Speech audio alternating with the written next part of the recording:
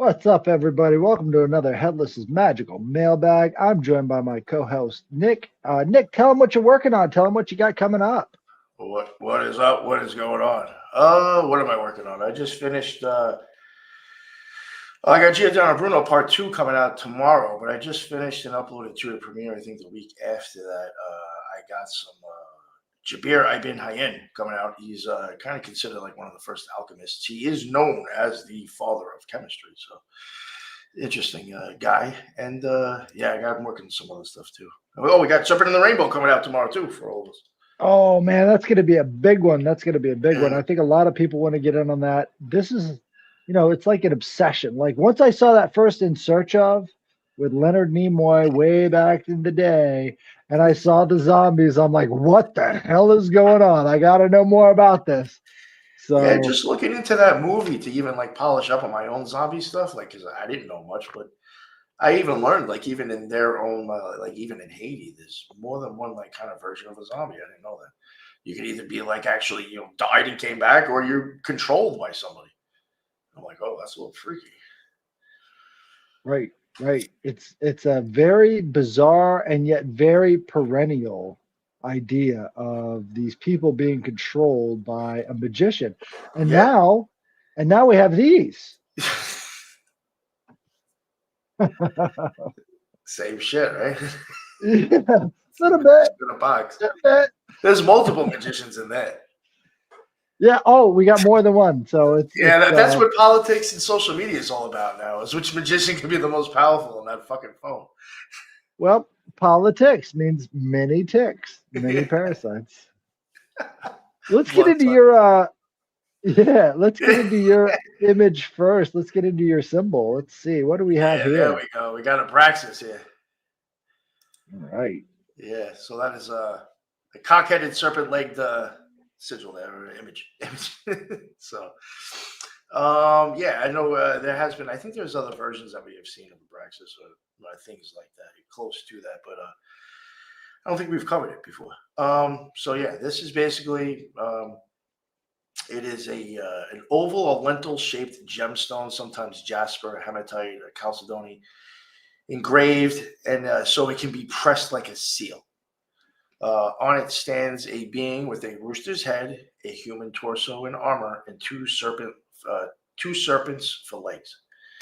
In one hand normally is a whip, and in the other hand is a round shield that sometimes bears a holy name, or stars or small auxiliary deity may hover nearby. Curators label the figure Abraxas or Abrasax. Classic examples, as usual, sits in the British Museum. They're a metropolitan. It seems like all these things are. Archaeologically, the Abraxas gem cluster is in the 2nd or 3rd centuries. It was found across the Eastern Mediterranean and the wider Rome Empire. The British Museum catalogs multiple late Roman pieces with full iconography, again with the whip, the shield, and the serpents, often with reverse inscriptions. Behind the object sits a contemporary name tradition. By the early 3rd century, Christians like Hippolytus report that followers of the Alexandrian teacher Basilides, I don't even know, Basilides,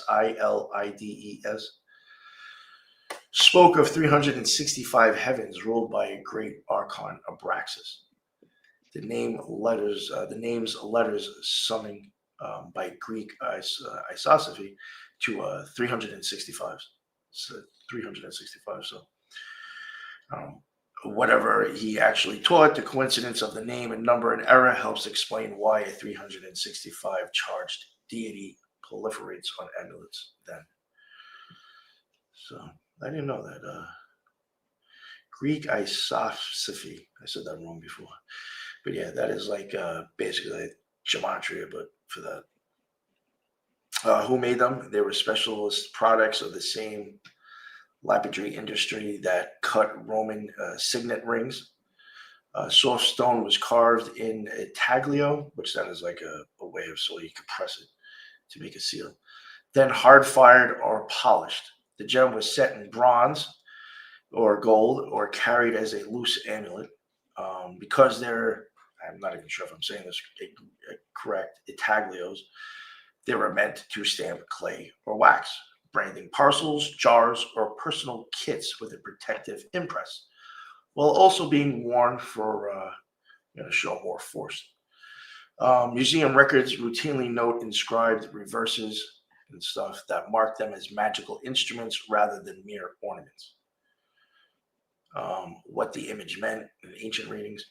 Abraxas is a name-powered composite built from pieces every Roman viewer understood. The rooster signals light and vigilance. On some gems, this shield is inscribed with IAO. Interesting.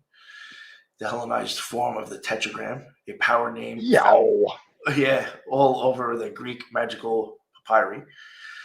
The serpent legs mark chthonic reach and bound-breaking mobility. Stars and 7 rayed signs point to astral jurisdiction. British Museum pieces even pair Abraxas with wow, that's interesting. Harpocras, the horse, the child, on a lotus. A solar echo inside the same tiny field. That is interesting. That is whenever when you do the sign of silence, Crowley specifies that in his rituals, and then even the other ones that he took from the Golden Dawn or whatever. And either the sign of silence or it could be called the sign of Harpocras. So very interesting. The number 365 again anchors the figure in cosmic totality, rule over every day of the year. Exactly why Hippolytus summarizes Basilidian, maybe that was the guy's name, Basilidian lore. Scholars now read many Abraxas gems less as sect badges and more as Greco-Egyptian magical amulets that borrow the name for its charge. In the Papyri, we find invocations like Iao Sabaoth Adonai Abraxas, names stacked to compel and protect, matching what cutters engraved on stones and shields. What people did with them, again, they wore them rings or pendants for protection and success. They stamped with them. Again, I mentioned the taglio, if I'm saying that correctly. Face could seal clay, and you can push stuff on, whatever, press it. They spoke to him. The PGM preserves the words those gems advertise. Whatever it's on there, you could pretty much, I guess, kind of almost like a mantra with it. You would speak into it, whatever's written on there. And again, if you wanted to try to see these things, the British Museum has them, and the Getty Museum has them, and the Istanbul Archaeological Museum has them. So if anybody just happens to be around by any of those, you can go check it out. But let me also see if I got other images that I could show that'd be better. I just can't change it on there. This is where you start getting like the writing on there.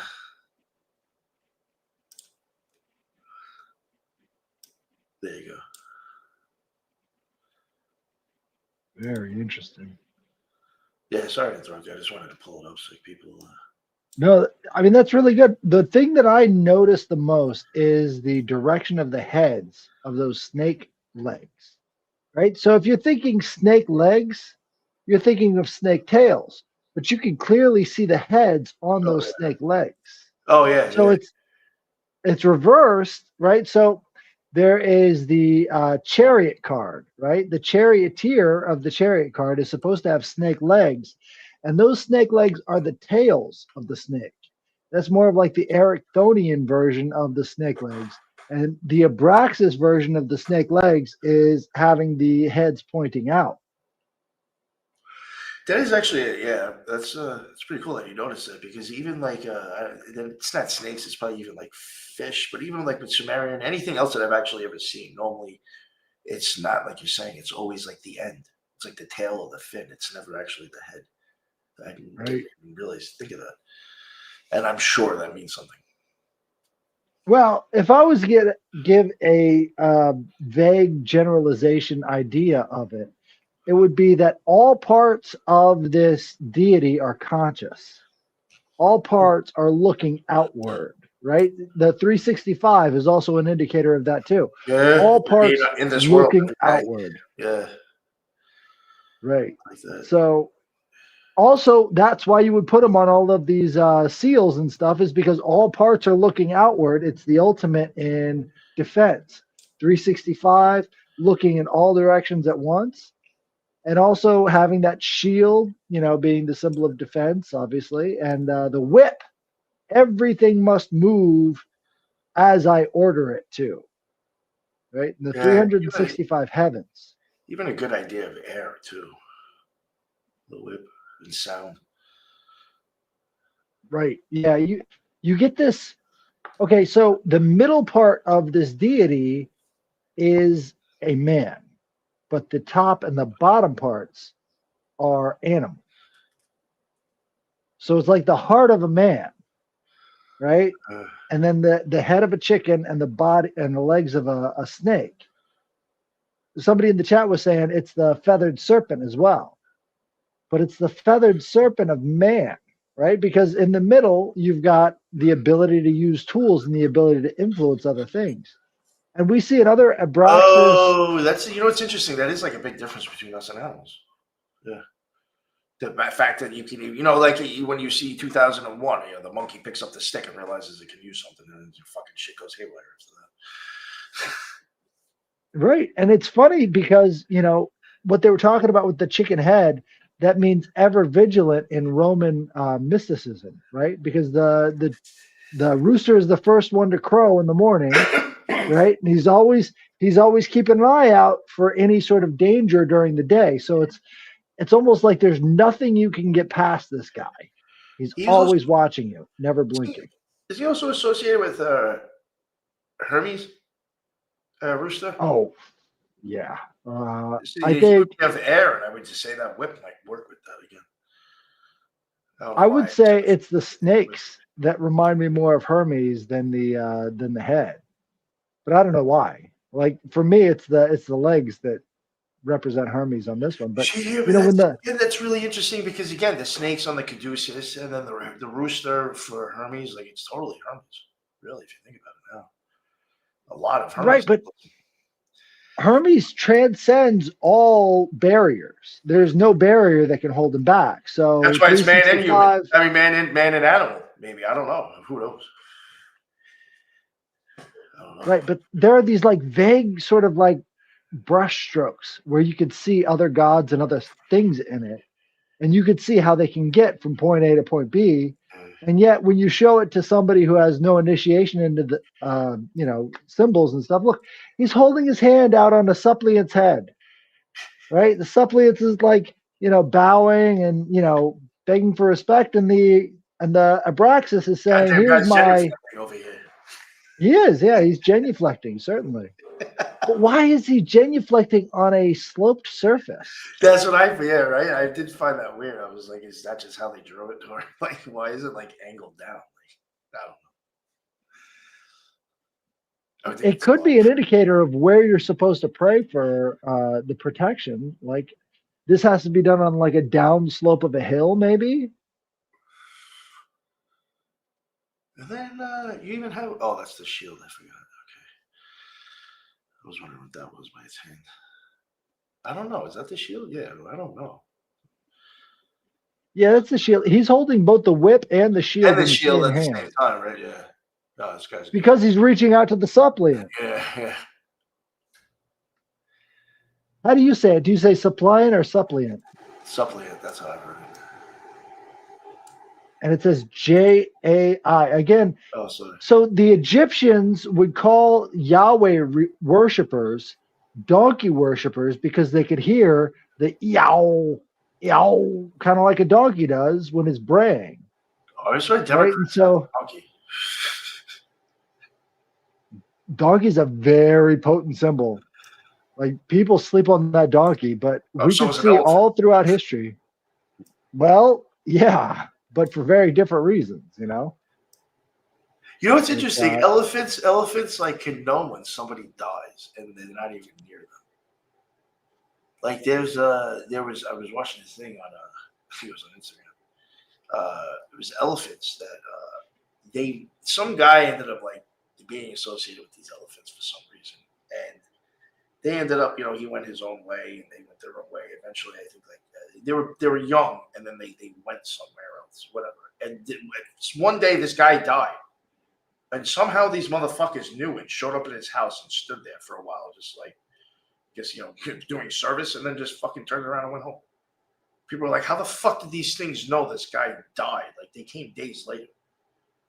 Like, that is weird. Well, there's always this element of fear to the Abraxas thing. Like his presence almost evokes a kind of fear.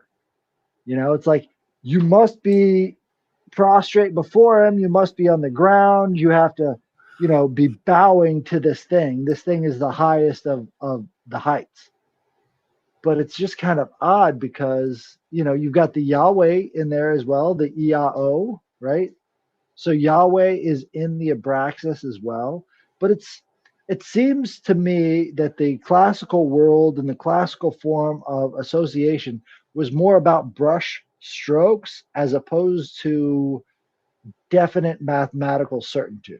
It's just more like this is similar to that, this is similar to this, and then it all sort of comes together, and then you're like left with a mystery, and that mystery is there for the person who's looking on to figure out for themselves.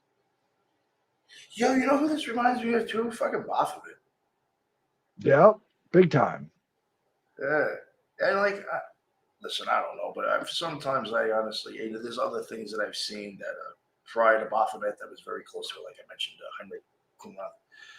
Sometimes I do honestly think that that's just an image that was created a certain way, so people are like, "Oh my god, it's horrible." Because like you've seen, countless other versions of it, like this and other things. That's like, it's actually deep meaning here. It doesn't mean like you're fucking kids are worshiping Satan. Well, it's that Gnosticism angle that really throws people off, is because they're not really understanding that magic was kind of a way of life back then. And so all of these Gnostic rituals and stuff was an elevation of that particular form. Right? And this one, I don't want to hold up the show either. Go on for 18 minutes just with that thing. But well, is that a harp? Does he have a harp? I don't know. What is that in his other hand? Looks like the whip, and I don't know, some weird looking shield, maybe. It is circular. These are probably all symbols.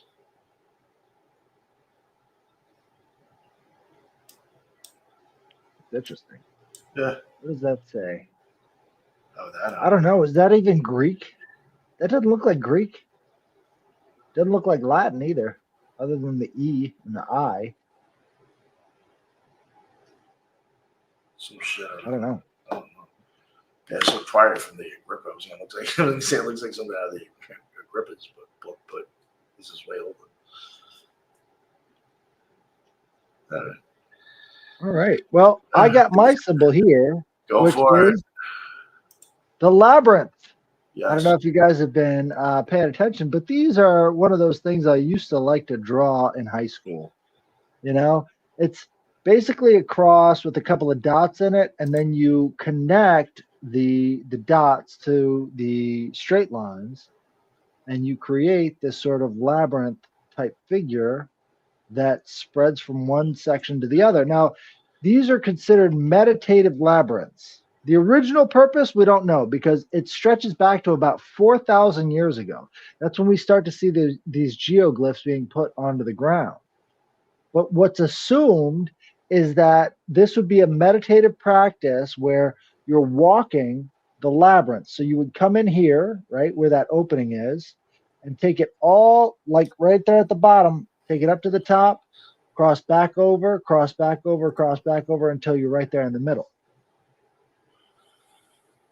And so this procession would almost be like a spatial representation of like prayer beads, right? So each time you're passing through these channels, you're changing up your prayer as you're getting closer and closer to the center. And then you would do the same thing in reverse as you're leaving the labyrinth.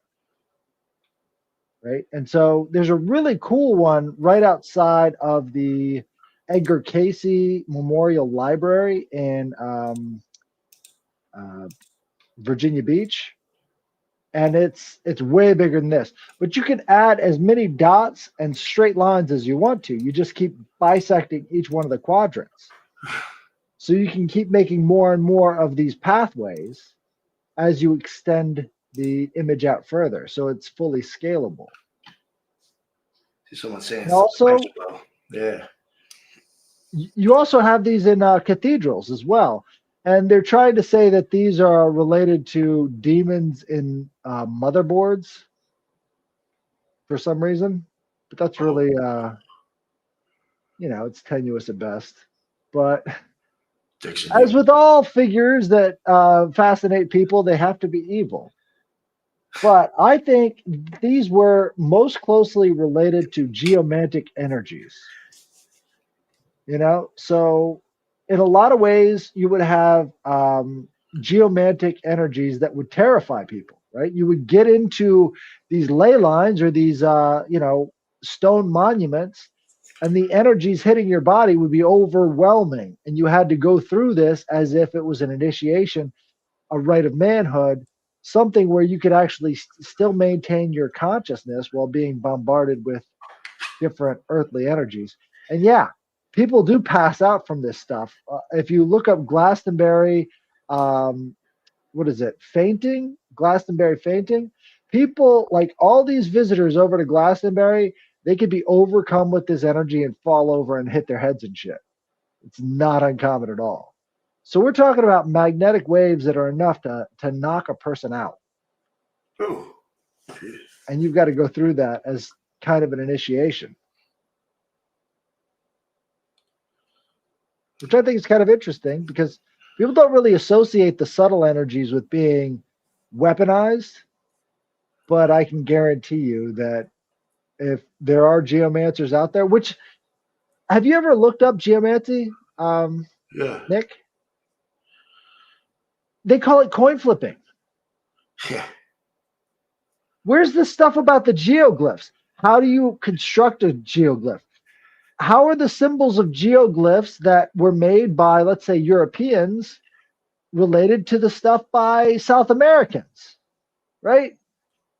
Do we have any cross-cultural analysis of geoglyphs that are made in these different areas? No. It's like almost nobody's studying the geomantic forces and the geoglyphs themselves. Even the dowsers, like they have scant theories. Like I have noticed that there are very few dowsers that are willing to like actually make a claim as to what they're seeing. It could be because they're being paid not to. Like there aren't many dowsers out there. And if you have a monopolization on the dowsers, you have a monopolization on understanding these earth energies from one generation to the next. Like that's an immense amount of power if you think about influencing the future, creating different spells in the earth itself. I mean, do you remember the King Kill 33 ritual? Yes. I've heard, I couldn't tell you what it is, but I've heard of it numerous times. It's centered around Truth and Consequences, New Mexico. Right? So on this ley line or on this, parallel, right, you've got these rituals taking place that will then go on to influence the rest of the country. And the guy who wrote it was talking about how the nuclear bomb was related to the Kennedy assassination, right? And it all had to do with Freemasons. This is one of the first like schizo posted,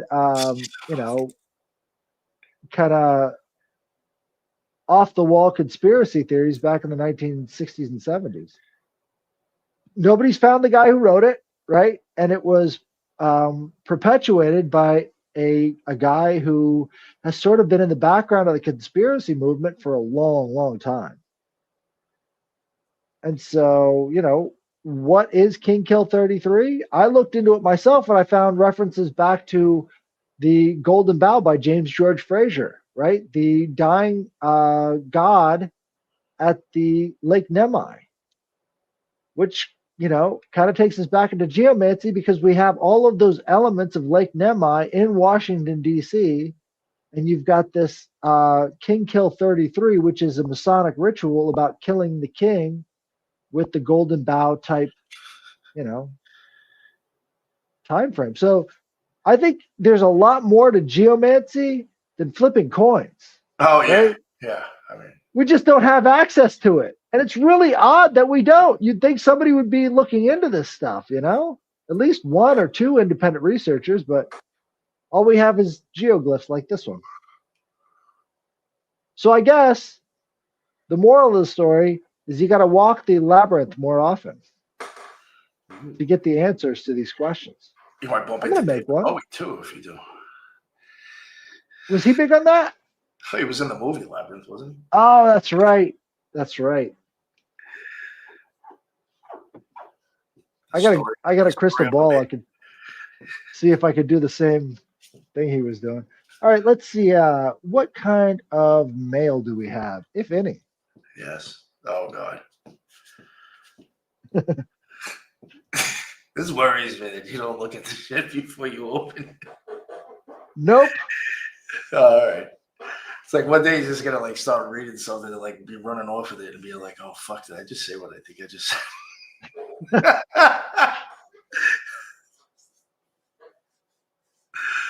All right, let's see here. We got a lot of stuff by you, and oh yeah, those are sorry. no. Those are Yeah, no. I got a bunch of scheduled locations, but I don't have any mail. So, guys, What the fuck? please, if you've had a dream, if you've had some sort of experience that you can't explain, send it to me, headlessgiantpodcast@gmail.com, and we will read it on the air. But there's a reason We why. can get people on if they're willing to come on too. That could be fun. Absolutely. We love having people on the show, especially if you're a listener. Yeah, that's true. I mean, actually, haven't we have? Yeah, I mean, the two people we've had on the show are actually listeners. Right. I had the people from Canada where they were talking about their experience with that weird dude.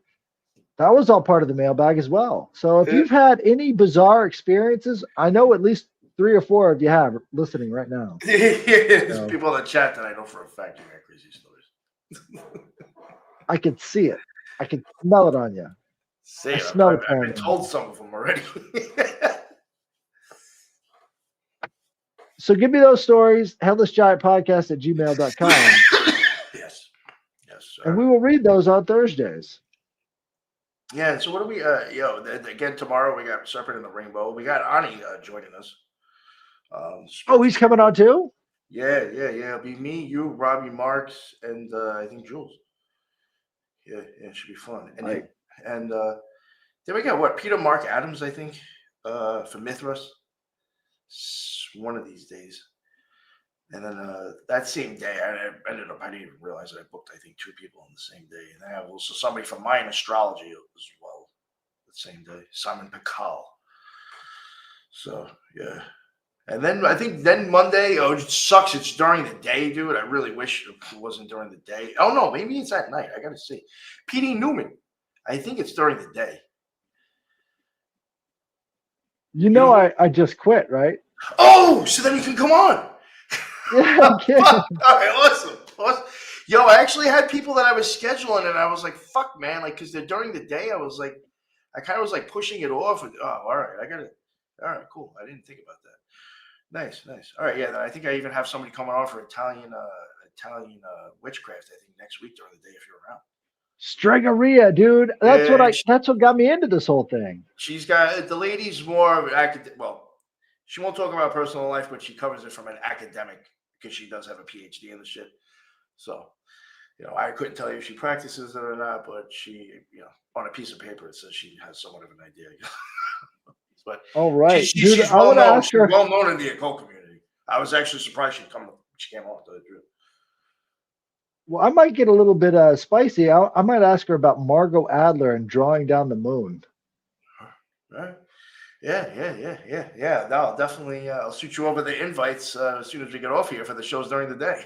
I totally wasn't thinking about that. I totally was not thinking about that. Nice. Well, we got to still do that Wicca episode, dude. That's what really brings it all together, dude. Yeah. Got to do the Wicca. Gerald Gardner and Wicca. Yeah, we should do that.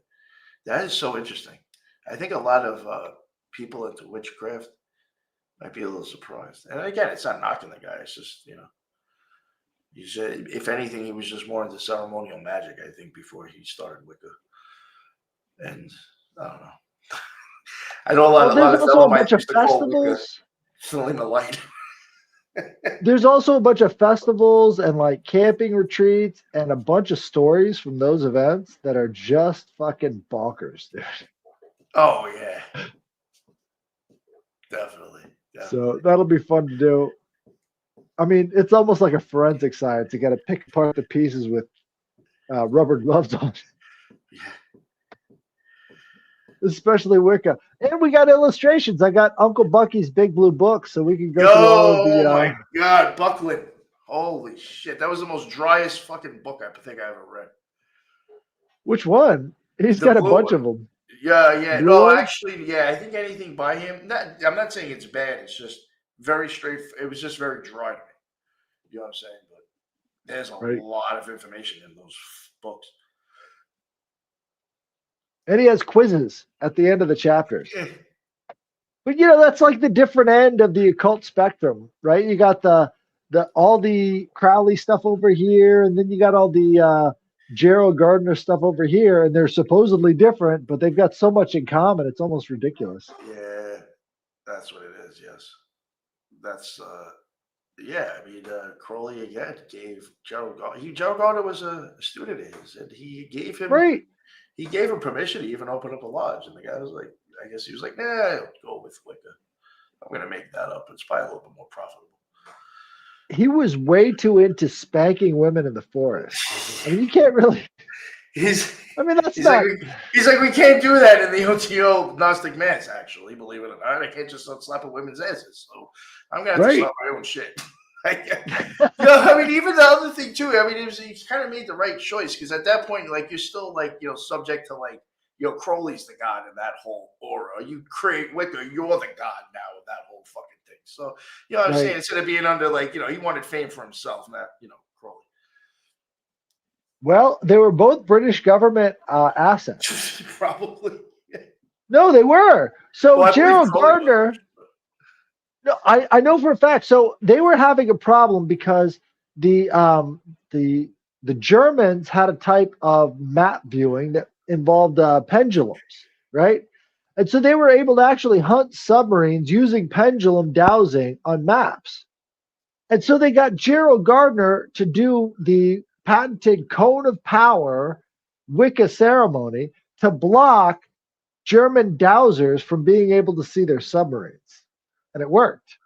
What the? And if you think about it, it kind of makes sense. It's like, how do you block magic? Magic. Yo, see, you get to start like your shit like this is like, yo. So when like what is his face? Jack Parsons like had that whole fiasco with the boat and taking out L. Ron Hubbard's boat. It's like, yo, are these just retellings of the same story? We're just changing the times. Because again, now you're going back to Gardner and Crowley talking about shit in water, and then you go back to Parsons and Hubbard, and you're going back to some fucking shit in the water. Like, I don't know. It's so recursive. All of these things have really strong ties to water and being recursive. Like they play out over and over again throughout history. Look at John Dee. John Dee had a similar thing going on with mapping the oceans and having these storms and shit. I mean, there's a recursive element to all of these magicians having to do with the Atlantic Ocean. Yo, Edgar Gore Observations asking a good question though. He says, was he spanking in the woods or was he just spanking his wood? Could be either one with that. See, we're gonna have to get into the fivefold kiss, right? The fivefold kiss is important. And then you've also got the binding rituals that they would do with each other. And then he liked to also slap women's butts, naked women's butts. And that's one of his things that's part of these rituals, different degrees. And so he was into a different aesthetic. Like it still had that Golden Dawn core central message, right? But it was a different aesthetic. So instead of like, being sex freaks in a church, they were sex freaks in nature. Pick your poison. I just feel like But no, So somewhere in there, there's somebody who's just like, I'm going to take advantage of people so I can get laid. Well, of course. I mean, they're all based on Cash Patel, right? If you look at Cash Patel, you can kind of understand these guys. They're desperate nerds, right? And now they've got a little bit of power. Yo, you And know that so they're Jim out Rome's from there. Long Island too? Oh man, I didn't know that until recently. Makes sense. I'm like, this fucking idiot. I heard Jim Brewer was like, oh yeah, Cash Patel. I was like all excited because he's from Long Island too, and he's like, I'm from Long Island. And I'm like, oh man, this motherfucker's from Long Island. Oh, I was like, God damn, I wish I would have gone to school with this motherfucker. Unbelievable, dude. He's suing a guy for $5 million. Well, his girlfriend of Yeah, I saw that because he put out a fucking picture. That's like, he didn't say anything about the picture, but he just put out the picture, and they're gonna try and sue him for $5 million for thought crime. Unreal. Yo, if that went through, that would be such censorship. Like, we'd be fucked. They already got $1 billion out of Alex Jones. What won't they do? They sued him for $720 million. Give me a break. There's no way he has that kind of money. Wow, no, you look at some of his videos, this guy looks like he's on a boat off the Amalfi Coast, fucking, telling people that, fucking Trump's, gonna save us still. Well, he gets a lot of celebrities in his orbit, right? They think, oh, he's edgy and cool and stuff, but then he turns out to be a like, big he's got good drunken coke. dork. Yeah, I'll bet. Yeah, call him Alex Jones. He's got some good coke. Just have him come over and hang out for a while. Sniff an apple with us. Jeez, I wouldn't be surprised at all. That guy's off the wall. But I did get to see him once in person. In 2008, yeah, in 2008, there was a Bilderberg convention really close to where I used to live. And so I went out there, and he was out there protesting. And so we were out there for like 3 days protesting the Bilderberg meeting. And my ex-wife got a picture of Mossad agents holding their guns at the ready as they were going into the compound. Mossad agents with their guns at the ready to shoot Americans because we're exposing the illegal activities that they're doing. Wow. That is that's always fun. Yeah, right? What the fuck? That's just like all sorts of twisted and fucked up. Should be happening. If you want to see the video, I took a video of it. You can look up Bilderberg 2008 Color of Law. It's still up on YouTube. I haven't really told anybody. On American soil enforcing laws. Yep. It's just enforcing policies. These aren't laws. Yeah, they haven't been passed by Congress. They're actually breaking the law. You're just enforcing what they want. Right. You're just holding guns out ready. Yeah, just being fascist for the fuck of it today. Right. Woke up, was feeling cute, figured I'd be a fascist. But that was the last time that they actually went to Virginia because there was such a press push to, try and see who's showing up because, the membership list didn't used to be published. So we were out there before they started publishing their membership list, trying to get the people on camera as they were coming in and out of the place. They didn't want to let people know who was actually coming in and out. So they had a real problem with us standing out there trying to get their pictures. But we got their pictures. So fuck them. Good for you, man. Good for you. All right, man. Well, this has been another good episode. Seriously, guys. Are we going to start that 777 soon? Not to put you on the spot. Sure. We were going to do that next week after we got done with the Serpent in the Rain. Yeah. I just didn't want to. I didn't want to put you on the spot and actually tell you the day we're supposed to do it. Yeah, I think next week. As far as I know, if not next week, something happens the week after, but next week. Sure. Do you have the book on? Do you actually have the physical book? Yeah, man. I've been flashing it every time we bring it up. That's what I thought, right? Oh, fuck yes. Thank God. Because I was like, I have the physical book, and if he finds the PDF, it could be off. Sometimes I've seen that's happened on Jules' show, actually. We'll be using different PDFs, and they'll be off. Which is so weird. With the how does that happen? Is it like different editions? How does different translation for the Golden Ass? So, like, one was a translation from one guy from Latin and then the other guy, and so it's all mixed up in there. We had like Manly P. Hall that like wasn't like matching up. We were like, what the fuck? Was these different editions or just like fucked up copies of a legal PDF? But Right. yeah, we'll be doing that next week. That's awesome. Yeah, so since we both have the book, we could start off from the beginning. Probably be the introduction, obviously, in gematria before we even get into the actual graphs. But yeah, I'm looking forward to that. Should be fun. Should be interesting. Absolutely. I mean, This we're is gonna going to learn get on our own. really pedantic. Yeah. It's going to Please, get I mean, really pedantic. people in the chat too. When you got any shit to add, please add it. Because we don't know everything, and we don't. We get like I have my own like kind of style or things that I like. More focused on Egyptian deities. You're more focused on other deities. You know what I'm saying? So, it could be people in the chat that know what's up in other areas. Please chime in. But if you guys don't know, this is the ultimate reference guide to Yeah, it is. all of the different materials that they would use in the Golden Dawn. So this is like how you would, it's a concordance. The Golden It has Dawn. everything in it. The people in the OT. I'm going to be honest. There's witches that will even say, "I don't care much for Crowley, but his 777 book is still the Bible to spells for them." I mean, it's basically you want any association to do any type of working, you can pretty much probably pull it out of that book if you understand what you're reading. It's very That's really Crowley's strong suit, is taking a lot of different information and just packing it into one source. So yeah. he'll even admit it. People try to say he's a cheat or whatever, but he'll say up front, I'm just taking this from a bunch of different sources and smashing it all together. Yeah. That's what he's good at. Yep. Yeah, we even got, and then Stephen Skinner did something like him too.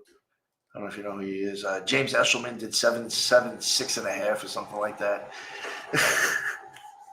Yeah. So there's other people who've done it, but I mean, I think there was somebody else that might have been before Crowley that did something like that. I mean, maybe you can consider it Agrippa, but I mean that's it's close. That's a big one too. Way drawn I think out. there's a lot of Agrippa. There's a Oh, lot yeah. of Agrippa influence right there. Yeah. Oh, for sure. Yeah, definitely. Yeah, we got a lot of All good right, stuff guys. coming. Absolutely. If you want to get into the nitty gritty of how to really craft a good spell, you got to get into 777. Oh, Flower even said thank you. Got that book last week. Awesome. Yeah, Awesome. I mean, listen, for the most part, just real quick, people who, if you don't have the book, you can probably pull up the PDF. Like I said, it might be off, but I mean, whatever. You don't want to pay for the book, the PDF, I'm sure will be just as fine following us along. But yeah, if you can get the book too, grab it. So. Absolutely. And I got Alchemy Monday coming up. Should have the tubing by then. And we'll run that Soxalet again. It seemed that was a pretty popular episode. We're going to have to get some of the other herbs and stuff because I've got an idea and I might be able to build something that'll take this whole thing to the next level. What if we put a frequency generator next to the Soxalet extractor? So now you're charging the liquid with the frequencies from the frequency generator, right? You're actually creating a different association, right? You'll be making something completely new, technically. Right. So it's going to be interesting. We're going to check that out and keep with us. Share it around. Like the video. Yeah, definitely. Hit the bell button. Bing. And we'll see you again next time. Bye.